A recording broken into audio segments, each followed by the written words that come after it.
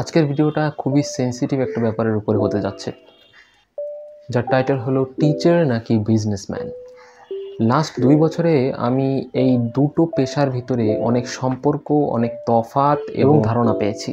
বিগত 2 বছরে আমি অনেক বড় বড় মাপের শিক্ষক / বিজনেসম্যানদের সাথে পরিচিত হয়েছি, তাদের ইন্টেনশন সম্বন্ধে বেশটা ধারণা পেয়েছি। এবং শুধু তাই নয়, আমি বিগত 2 বছর আমার আঙ্কেলের বাসায় ছিলাম। তিনি নিজেও একজন শিক্ষক এবং অনেক বড় একটি প্রতিষ্ঠানের শিক্ষক, এবং সব থেকে ইম্পর্টেন্ট, তিনি একজন শিক্ষক, ব্যবসায়ী নয়। So welcome to the last episode of Ajgubi Alap season 1। আঙ্কেলের কথা যখন বললামই, তখন তার কথাটাই আগে শেষ করে নেই। তো তার শিক্ষক হওয়ার গল্পটা এরকম যে তিনি যখন সবেমাত্র গ্র্যাজুয়েট পাশ করেছেন, তখন তার এক সিনিয়র ভাই তাকে বলেছিল যে আমি একটা প্রতিষ্ঠানে কাজ করছি, তো আমার কিছুদিন একটু ছুটি দরকার, একটা বেশ জরুরি কাজের জন্য আমি একটু দেশের বাইরে যাব, তো সে কয়দিন আমার অনুপস্থিতিতে তুমি আমার ক্লাসগুলো নেবে। তো সেই সূত্র ধরে তিনি সেই শিক্ষা প্রতিষ্ঠানে যুক্ত হন, কিন্তু তার সেই সিনিয়র ভাই আর সেই শিক্ষা প্রতিষ্ঠানে কখনোই ফেরত আসে না। এভাবে তিনি ধীরে ধীরে ওই শিক্ষা প্রতিষ্ঠানে বেশ জনপ্রিয়তা লাভ করেন, এবং সেখান থেকে তিনি আরও বড় একটি শিক্ষা প্রতিষ্ঠানে চাকরি করার সুযোগ পান।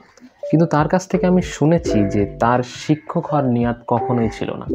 তার কারণ, কেউ যদি প্রকৃত শিক্ষক হয়,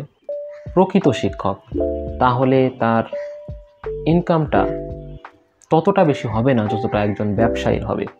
আমার নিজের দেখায় একটা ঘটনা যদি আপনাদেরকে বলি, তাহলে সেটা হলো যে একদিন আমি এবং আঙ্কেল বাসে করে একটা জায়গায় যাচ্ছিলাম। তো বাসের ভিতরে একজন আমার আঙ্কেলকে চিনতে পারে এবং এগিয়ে এসে বলে যে, স্যার আপনি তো অমুক প্রতিষ্ঠানের, তাই না? তো আমার আঙ্কেলও বলল যে হ্যাঁ, আমি তো সেখানেই চাকরি করি। তো সেই লোক বলছিল যে আমার ছেলেটা তো এই অমুক বিষয়ে একটু দুর্বল, আপনার কাছে প্রাইভেট পড়াতে চাই। তো তখন আমার আঙ্কেলের জবাবটা এমন ছিল যে, কেন, ক্লাসে কি কিছু পড়ানো হয় না? ক্লাসে কেউ মনোযোগী না? এবং উনি সাথে সাথে আরও বললেন যে ওকে ক্লাসে মনোযোগী হতে বলেন এবং সেলফ প্র্যাকটিস বাড়াতে বলেন। এটা বলেই তিনি ওই প্রাইভেটটা নিলেন না। এবং আমি মনে করি যে এটা একটা আদর্শ শিক্ষকের বৈশিষ্ট্য। তিনি টাকা কামাতে চান না, তিনি চান যে তার শিক্ষার্থী যেন কিছু শিখতে পারে। এরপরে যদি আমি মেইন টপিকে ঢুকি, তাহলে আমি যখন প্রথম কলেজে ভর্তি হই, তখন একদমই প্রথম দিকে, সম্ভবত প্রথম সপ্তাহেই, তো আমাদের কেমিস্ট্রিতে একটা পার্ট ছিল কোয়ান্টাম সংখ্যা। তো আমাদের একটা টিচার, উনি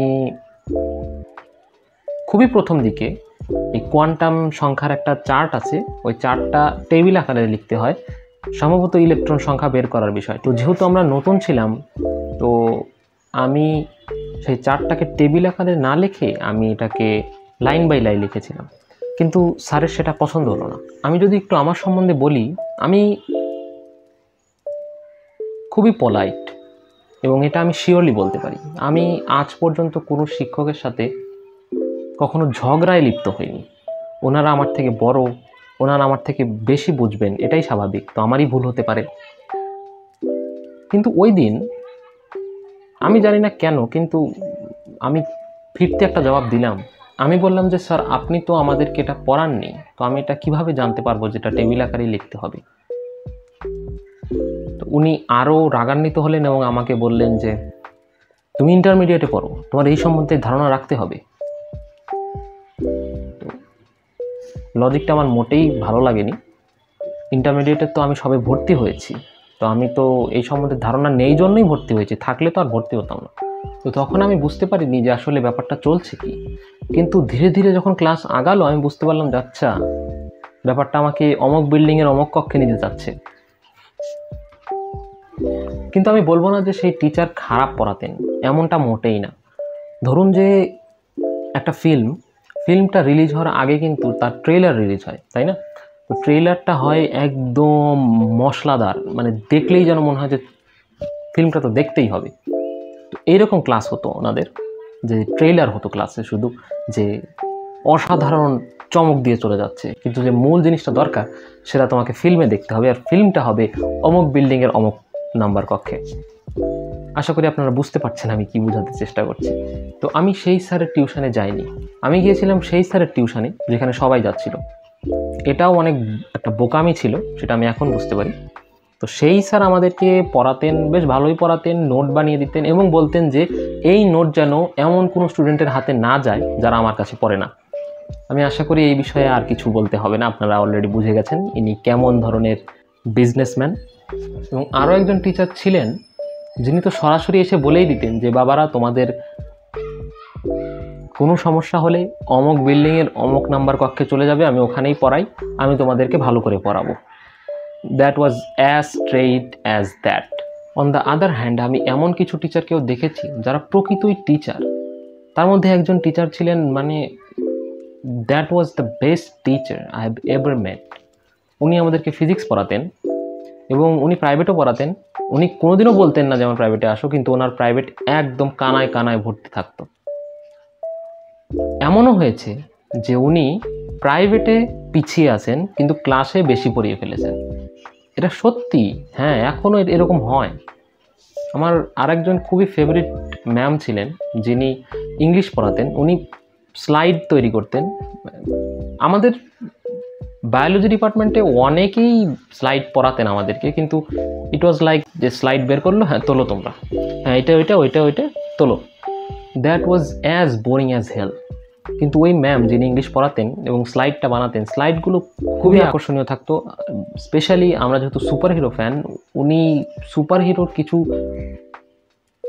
ইমেজ দিয়ে এত সুন্দর স্লাইড বানাতো যে কি আর বলবো, মানে ক্লাসটা করে অন্য লেভেলের মজা হতো।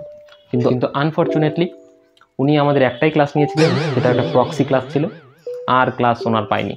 অ্যাপার্ট ফ্রম অল দিস, মানে এই টিচার এবং বিজনেসম্যানের পার্টটা ছাড়া আমাদের আরেকটা টিচার ছিল, একটা ম্যাথের teacher. He was like always disturbed. মানে ওনার সম্বন্ধে আমার কিছু বলারই নেই, মানে মনে হলেই মুড খারাপ হয়, এমন একটা টিচার ছিল। উনি টিচার ছিল না, আই এম সরি, টিচার শব্দটা ওনার সাথে যায় না। ক্লাসে একটু একটা শব্দ হলে, কেউ যদি কারোর কাছে একটু পানি চায় বা কোনো একটা কাগজ চায়, পেন চায়, যাই চায়, উনি এমন বলেছিলেন, আমাদের ক্লাসেই বলেছিলেন, আমি নিজে শুনেছি, উনি এমন বলেছিলেন যে আমি কিন্তু তোমাদের বাবা মা নিয়ে প্রশ্ন তুলব। I mean what the hell, মানে আমি অ্যাক্টিং করে ওনাকে দেখাতে পারবো না। He was super disgusting, super. I can bet you $1,000,000 যে ওনার সামনে সবাই চুপ হয়ে বসে থাকলেও ওনাকে কেউ রত্তি ভরও রেসপেক্ট করে না। So that was my point. আমি কোনো টিচারকে ডিসরেসপেক্ট করতে চাই না এবং কোনো টিচারকে আজ পর্যন্ত আমি ডিসরেসপেক্ট করিও নি, কিন্তু সেটা টিচার হওয়া উচিত, কোনো বিজনেসম্যান না। বাংলাদেশে বর্তমানে 90% শিক্ষক যারা আছেন, আনফর্চুনেটলি এটা সত্য যে তারা অন্য কোথাও কাজ পায়নি জন্যই আজকে তারা টিচার, এবং যেই তারা অন্য একটা কাজ পাবে টিচিং প্রফেশন থেকে চলে যাবে, কিন্তু তারা মাঝেই বিজনেসটা করে যাবে, আসল টিচারদের এই বদনামটা করে যাবে। সো আমি বলবো, যদি আপনি বিজনেস করার জন্য টিচিং প্রফেশনে আসতে চান, that would be a very wrong idea. Teacher হলে আপনার নিয়ত সবসময় থাকা উচিত যে আমার শিক্ষার্থীকে আমি যেন কিছু শিখাতে পারি যেটা সে তার জীবনে কাজে লাগাতে পারে। আর বিলিভ মি, সে শিক্ষার্থী আপনাকে সারা জীবন মন থেকে শ্রদ্ধা করবে এবং ভালোবাসবে।